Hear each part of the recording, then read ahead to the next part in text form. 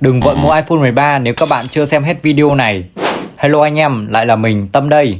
Trong video này thì mình sẽ đánh giá liệu rằng cái iPhone 13 có còn đáng mua ở thời điểm hiện tại không nhá. Ok, bắt đầu thôi. Mình check giá trên Cellphone.net thì cái iPhone 13 mới giá chỉ tầm hơn 11 triệu thôi. Thì liệu đây có phải là một cái miếng mồi ngon hay không? Đầu tiên là về thiết kế và màn hình nhá. Ở thời điểm hiện tại thì theo cái cảm nhận của mình, thiết kế của cái chiếc iPhone 13 này vẫn khá là đẹp. Nó hầu như không có cái điểm khác biệt so với iPhone 14 ấy. Em nó thì vẫn chưa bị lỗi thời với cái kiểu thiết kế vuông vức, cầm hơi bị cấn tay giống trên iPhone 16 này.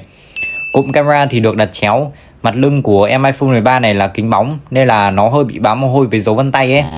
Không viền nhôm nên là cái trọng lượng của em nó khá là nhẹ, chỉ vỏn vẹn 173 gram thôi nhá. Vì vậy mà khi mà sử dụng lâu ấy thì sẽ không có cảm giác mỏi tay đâu.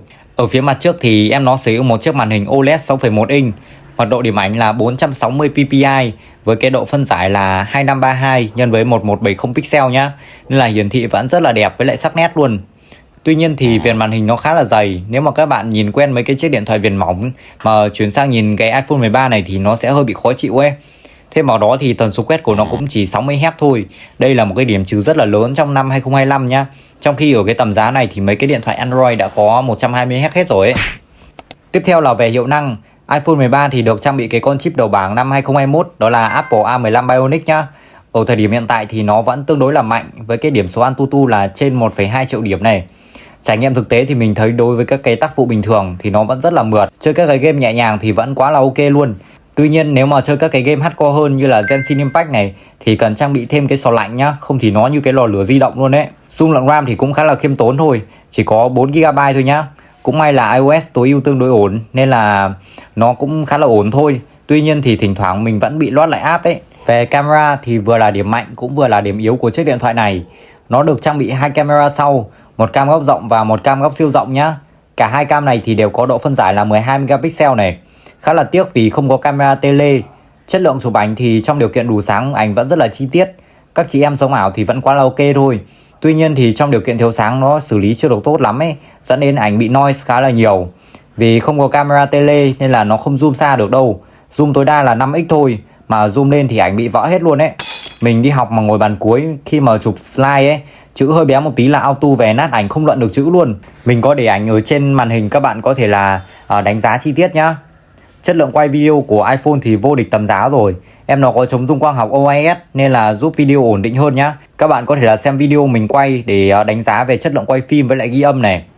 Đây là chiếc video được quay từ iPhone 13 nhá. Các bạn có thể là đánh giá cái mức độ thu âm của nó xem có ok không nhá. Đây là chống rung này. Bây giờ mình sẽ chạy nhá.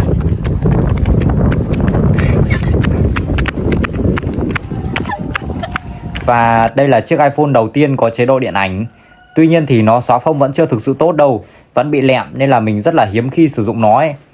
Camera trước thì có độ phân giải là 12 megapixel này, dùng để sống ảo thì vẫn rất là ok thôi. Đấy, mình có thể là để một vài cái ảnh ở trên màn hình để các bạn đánh giá nhá. Cuối cùng là về pin và sạc này. Chiếc iPhone 13 này thì sử dụng một viên pin khá là khiêm tốn là 3240 mAh. Dung lượng pin tối đa của mình vẫn là 100% nhá. Thời gian on screen được tầm 5 đến 6 tiếng thôi. Vì vậy mà khi nào mà mình đi học cả ngày ấy thì mình phải sạc 2 lần đấy.